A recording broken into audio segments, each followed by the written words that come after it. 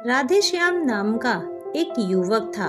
स्वभाव का बड़ा ही शांत एवं सुविचारों वाला व्यक्ति था। उसका छोटा सा परिवार था जिसमें उसके माता पिता, पत्नी और 2 बच्चे थे। सभी से वो बेहद प्यार करता था। इसके अलावा वो श्री कृष्ण का अनन्य भक्त था और सभी पर दया भाव रखता था। जरूरतमंद की सेवा करता था, किसी को दुख नहीं देता था। उसके इन्हीं गुणों के कारण श्री कृष्ण उससे बहुत प्रसन्न थे और सदैव उसके साथ रहते थे। और राधेश्याम अपने कृष्ण को देख भी सकता था और उनसे बातें भी करता था। इसके बावजूद उसने कभी ईश्वर से कुछ नहीं मांगा। वह हमेशा खुश रहता था क्योंकि ईश्वर हमेशा उसके साथ रहते थे, उसे मार्गदर्शन देते थे।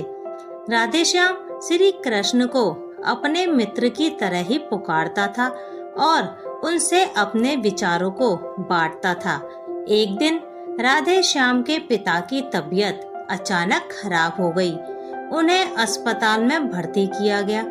उसने सभी डॉक्टर के हाथ जोड़े, अपने पिता को बचाने की मिन्नतें की, लेकिन सभी ने उससे कहा कि वो ज्यादा उम्मीद उसे नहीं दे सकते और सभी ने उसे भगवान पर भरोसा रखने को कहा।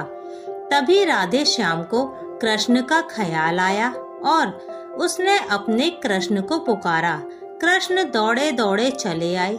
राधेश्याम ने कहा, मित्र, तुम तो भगवान हो, मेरे पिता को बचा लो। कृष्ण ने कहा, मित्र, ये मेरे हाथों में नहीं है। अगर मृत्यु का समय होगा तो होना तय है। इस पर राधेश्याम नाराज हो गया और कृष्ण से लड़ने लगा। गुस्से में उन्हें कोसने लगा। भगवान ने उसे बहुत समझाया पर उसने एक ना सुनी। तब भगवान कृष्ण ने उससे कहा, मित्र, मैं तुम्हारी मदद कर सकता हूँ, लेकिन इसके लिए तुम्हें एक कार्य करना होगा। राधेश्याम ने तुरंत पूछा, कैसा कार्य?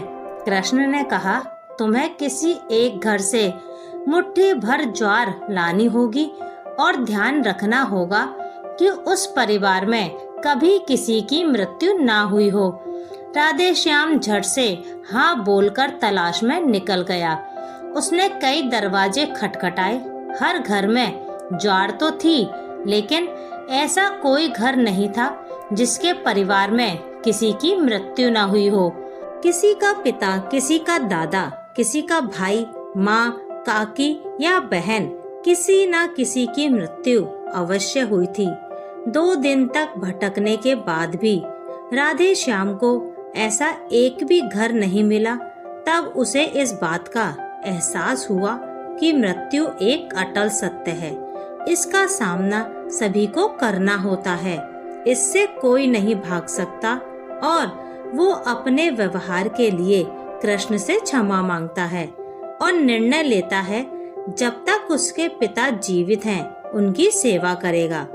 थोड़े दिनों बाद राधेश्याम के पिता स्वर्ग सिधार जाते हैं। उसे दुख तो होता है, लेकिन ईश्वर की दी उस सीख के कारण उसका मन शांत रहता है। इसी प्रकार हम सभी को इस सच को स्वीकार करना चाहिए कि मृत्यु एक अटल सत्य है। उसे नकारना मूर्खता है। दुख होता है, लेकिन उसमें फंस जाना गलत है।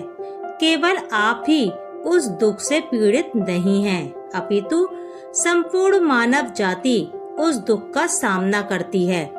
ऐसे सच को स्वीकार कर आगे बढ़ना ही जीवन है। कई बार हम अपने किसी खास के चले जाने से इतने बेबस हो जाते हैं कि सामने खड़ा जीवन और उससे जुड़े लोग हमें दिखाई ही नहीं पड़ते। ऐसे अंधकार से निकलना मुश्किल हो जाता है।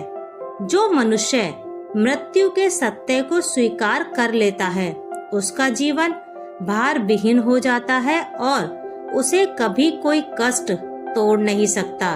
वो जीवन के हर क्षेत्र में आगे बढ़ता जाता है।